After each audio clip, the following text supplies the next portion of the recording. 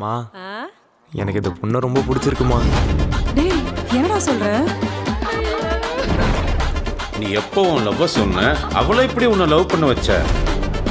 எப்படி லவ் பண்ண வச்சேங்கிறது கதை இல்லை சார், லவ்ல என்ன பிரச்சனைங்கிறது தான் கதை. அப்புறம் நம்மால பில்லு எவ்வளோ? 3600. 3600 56,000 ஐயா அர்ஜென்ட்டாக ஒரு 1 lakh அனுப்பிச்சுடேன். ஒரு 60,000 அனுப்பேன். சீப்பா எப்படா இவ கூட 4 வருஷம் ரிலேஷன்ஷிப்ல இருந்த? ரகு, அம்மா வீட்டில் இல்லை, நான் தனியாக தான் இருக்கேன். நீ வரியா? உடனே வரேன். கட்டிப்பிடிச்சிட்டா சார்?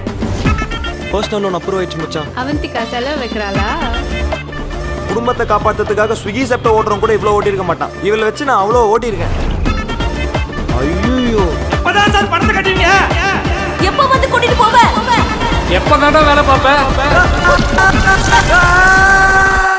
இந்த 4 வருஷம் லவ்ல நான் அவளுக்கு பண்ண எல்லாத்தையும் ஒரு 4 மாசம் இவளை எனக்கு பண்ண சொல்லுங்க sir. Welcome to men's world. சரக்கு வாங்கி தெரியா? ரகு, லவ்ல பசங்க பண்றதெல்லாம் நம்மளால பண்ண முடியாது. பிரேக்கப்பை நார்மலைஸ் பண்ண சொன்னா கூட பரவாயில்ல, இவன் அதை லீகலைஸ் பண்ண சொல்றான். இன்னும் போக போக நாக்கு தள்ள போகுது பாரு. முடியலடா சாமி. இப்ப தெரிஞ்ச ஆம்பளைங்களோட கஷ்டம் நானே. ஏன் போன கிரெடிட் கார்டு அப்ளை பண்ணியிருக்காளா? கடங்கிறது கேன்சர் மாதிரி. உன் வெயிட் என்ன? மொத்த லவ்மே அவன் தான். இவன் எனக்கு வேணவே வேணாம் சார்.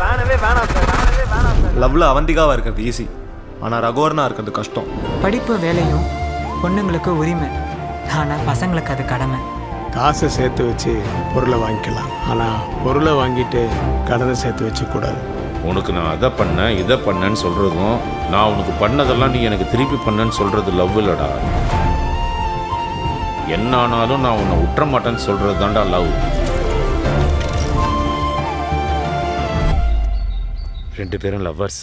ஆமாம் சார். அடச்சி ஏச்சுப்பா. அப்புறம் வீடியோவை தொடர்ந்து பார்க்க சப்ஸ்கிரைப் பண்ணுங்கள்.